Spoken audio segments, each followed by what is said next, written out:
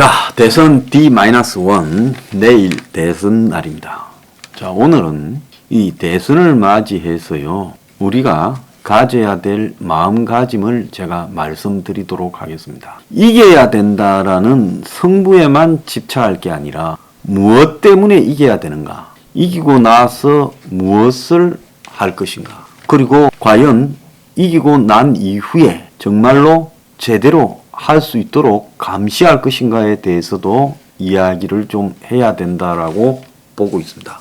지금까지 대선에 관해서는 무조건 다 윤석열의 잘못된 행태나 입장 등에 대해서도 다 대선 이기고 보자라고 미뤘잖아요. 그러면 이기고 보자고 했던 사람들, 저한테 아마 그런 말 달았던 사람이 수백 명은 될 겁니다. 그럼 그런 사람들이 이제 대선 이기고 어떻게 할 것인가를 생각을 스스로부터 다 해보고 나한테도 답을 해야 될 부분이라고 생각합니다. 그래서 이기고 나서 보자 해놓고 이기고 나면 그 다음부터는 보는 일이 없습니다. 이기고 나서 보자 했으면 이기고 난 이후에 어떻게 해야 된다라는 이야기를 당연히 해야지요. 그러지 않습니까? 이제 그런 이야기가 나올 때가 됐기 때문에 제가 오늘 이 방송에서 이기고 나서 보는 일에 대해서 좀 말을 하겠습니다. 오늘 아침에 조선일보 6면에 보면 정권 교체 없이 진정한 국민 통합은 불가능하다고 서경석 목사가 주도가 해서 김진웅 목사도 있고 오태순 신부도 있고 스님도 있고 사회각계 총장도 있고 이런 사람들 이름으로 광고를 냈어요. 선거 막판에 국민통합 구호가 등장하고 윤여준, 법륜, 손병호 등 원로 20명도 누가 되든 국민통합이 보장되는 정치 대개혁을 요구하며 누가 당선되든 권력을 독점하지 말 것을 주장하였다. 이러한 국민통합 주장에 현혹될 국민이 많을 것 같아 나라를 걱정해온 사회 원로들이 한마디 하고자 한다. 정치 광고들이 많이 나오고 또 여기에 글을 쓴 사람들에 대해서 제가 정치적으로는 좀 못마땅한 사람도 있고 그렇게 있지만은 어쨌거나 이 사람들이 광고를 낸 사람들이 하는 주장은 저는 옳다고 보고 있습니다. 국민 통합이 되려면 전제 조건으로 문재인 정권의 모든 악행이 청산되어야 된다. 러시아가 침략을 중단해야 우크라이나와 대화할 수 있듯이 문재인 정권이 저지른 모든 악행 청산이 국민 통합의 전제 조건이다. 법원의 원상 회복, 확고한 안보 태세와 공고한 한미 동맹 구축, 시장 경제와 원전의 전면 회복 없이는 아무리 정치 제도를 바꾼들 소용이 없다. 이렇게 말을 하고 있습니다.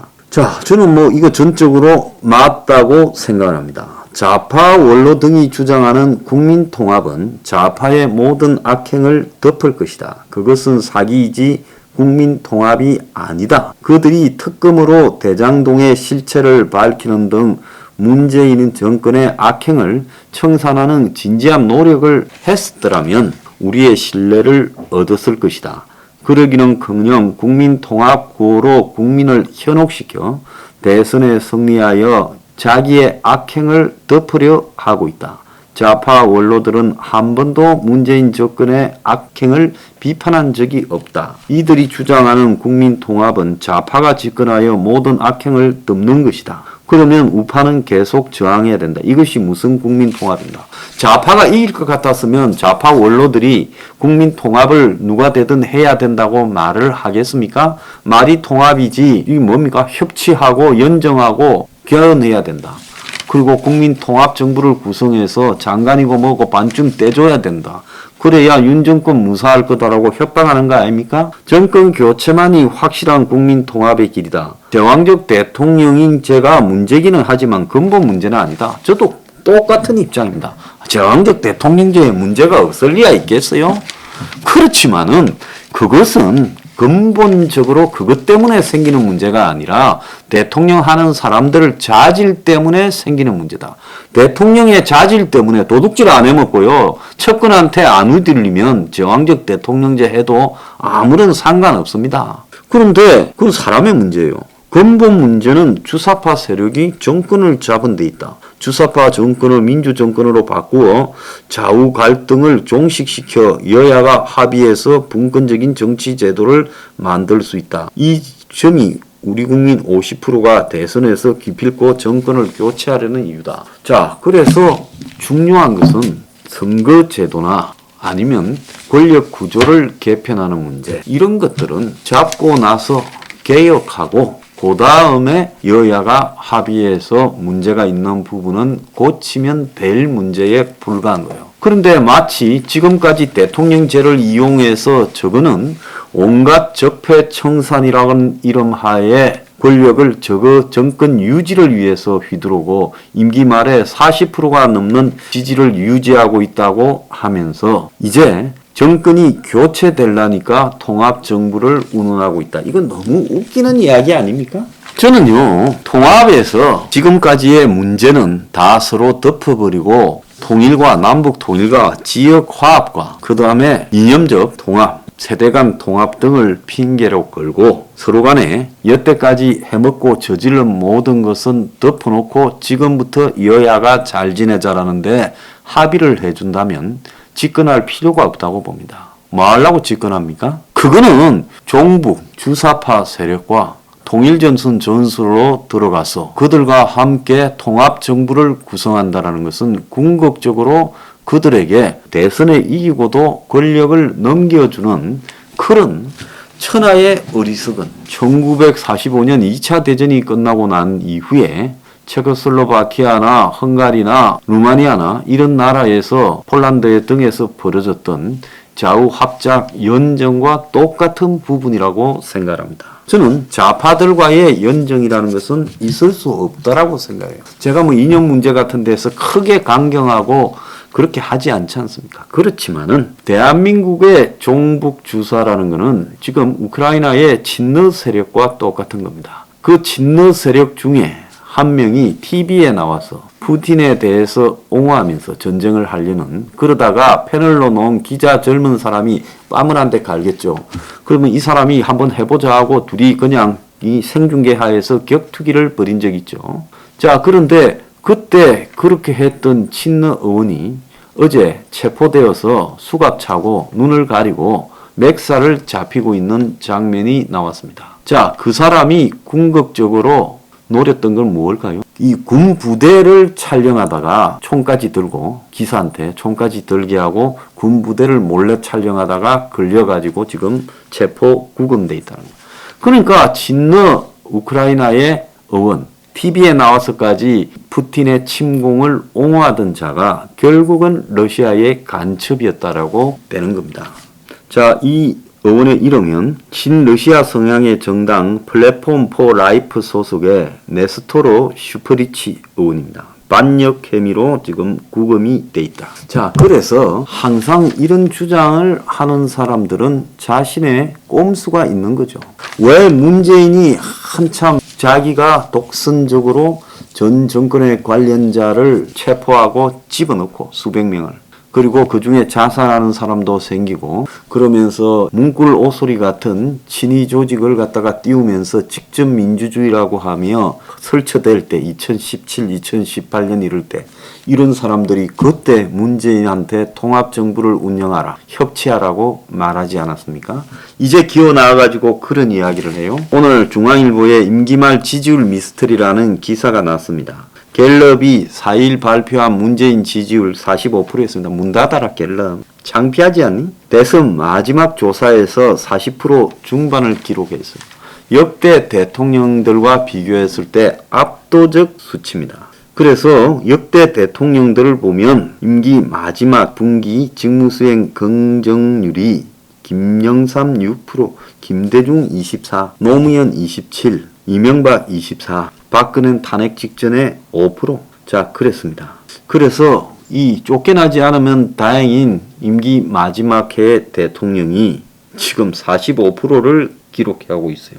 그런데 지금 문의 45%라는 부분은 지금 정권 교체가 정권 연장보다 10에서 20% 정도 높은 상황, 그리고 여당 후보조차도 문의 부동산 정책이나 이런 부분이 잘못되었다고 손절하고 있는 그런 상황에서 더 나아가서 수탄 반대도 탈원전하고 또 친재생에너지, 친환경 재생에너지 쪽으로 가야 된다고 태양광 풍력을 장려하던 문의, 장려한 게 아니라 밀어붙이던 문의, 향후 60년 원전을 주력으로 활용해야 된다라고 말을 하고, 그렇게 자랑하던 K방역이 오미크론 확진자가 20몇만 명씩 나오고 있는 마당에 이제 이 방역에 대해서는 말 한마디 하지 않고 있어요.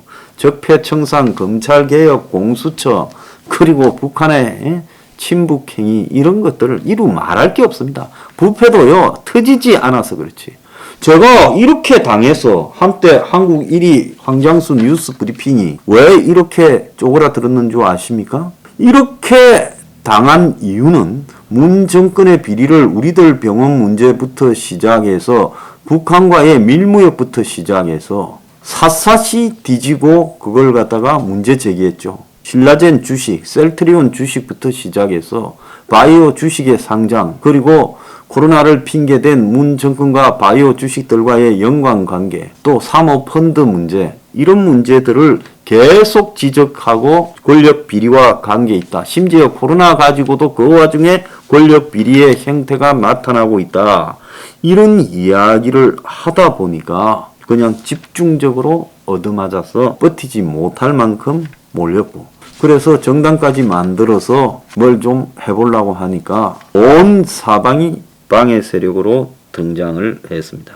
그래서 이런 식으로 문의 잘못을 지적하는 사람들을 억누르고 문의 지지율 45%다. 웃기는 이야기예요. 자, 문의 지지율 45%, 지지층은 첫 번째로 문은 대통령 친인척 척근 비리가 없다. 자, 중앙일보는 대형 스캔들은 터지지 않았다. 이런 게 호감도에 영향을 미쳤을 거라고 보고, 문의 일벌레 같은 행태도 긍정적인 영향을 줬을 거라고 본다. 반면 정반대의 해석도 적지 않다. 임기 내내 갈라치기로 지지층 이탈을 최소화하고 울산 선거개의 월성 원전 경제서 조장 라임 옵티머스 사건의 척근 비리를 수사할 수 없게 만들었다. 이벤트 정치로 이미지만 좋게 했다.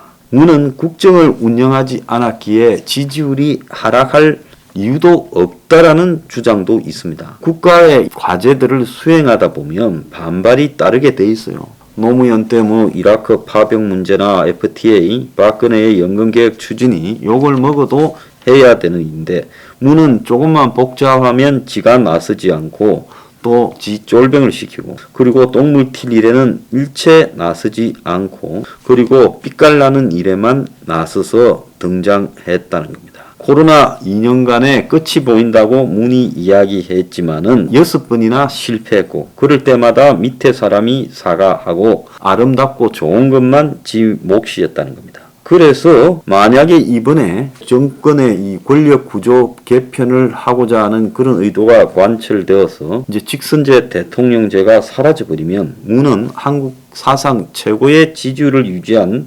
대통령으로 영원히 남을 거다. 이렇게 우리가 문을 보내서야 되겠습니까? 근데 오늘 또 하나 창피스러운 이야기가 있습니다.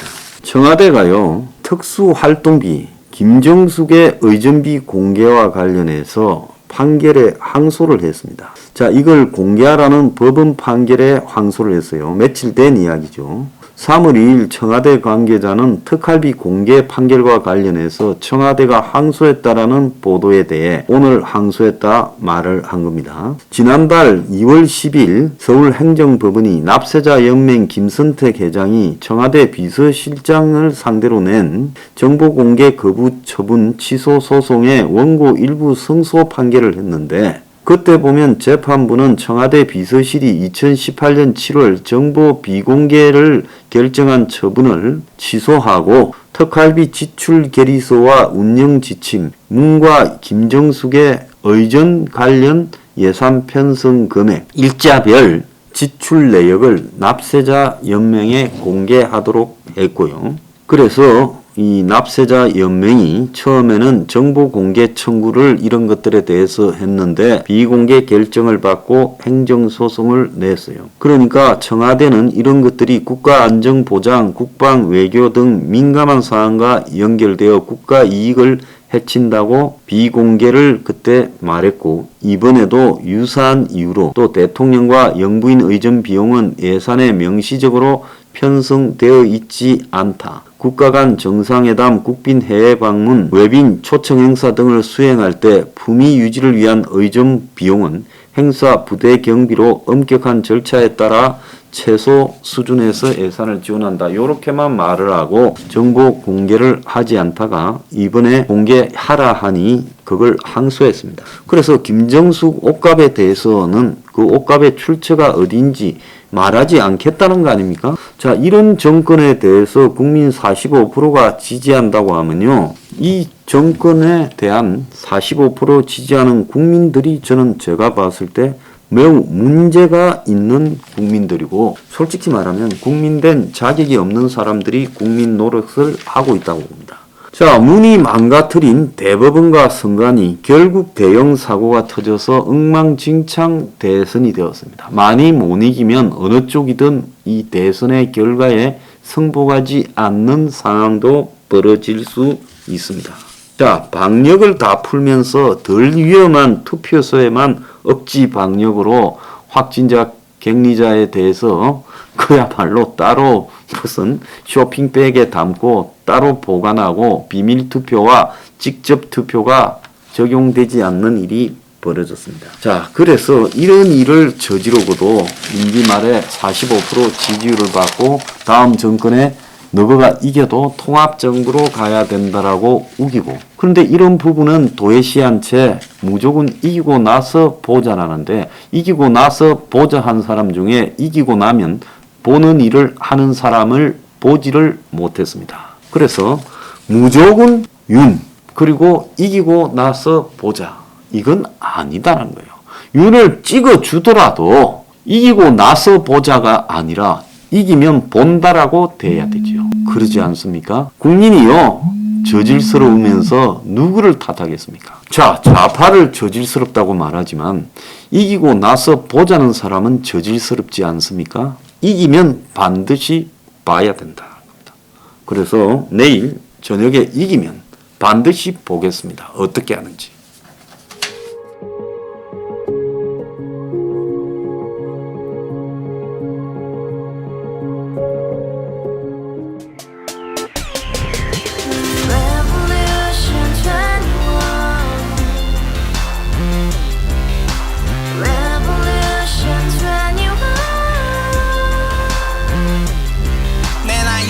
월세 30 코인빚만 300 서울에 온 지 벌써 10년 아둥바둥 버텼지만 여전히 난 반지 하에 제왕 곰팡이 연문제약 내비랭 깡통망통 완전히 폭망 90원 창문만큼 작아진 내 꿈 연애 결혼 내 집 모든 게 헛꿈 1년 전 떠난 여친 울며 말했지 같이 써봤자 평생 가본 게 꼭꼭꼭하지 가바후스 700 나도 소유주 가바후스 700 나의 소유주 택시기사 우라부지 마트 캐셔 울어무니 우리 집안 다 털어봤자 후줄 그래 개선민 내미래 거기서 팍 끝난 거지 팍 더 이상 노력 따윈 괴물이 스펙 찾아서 말리 비오는 날 알바 잘려 맨날 학원 날 개쳐 발려 밤비 내리는 양화대교 홀로 걷고 있을 때 현수막에 아로 새겨진 평당 700짜리 아파트 다같이 소리 질러 혁명 21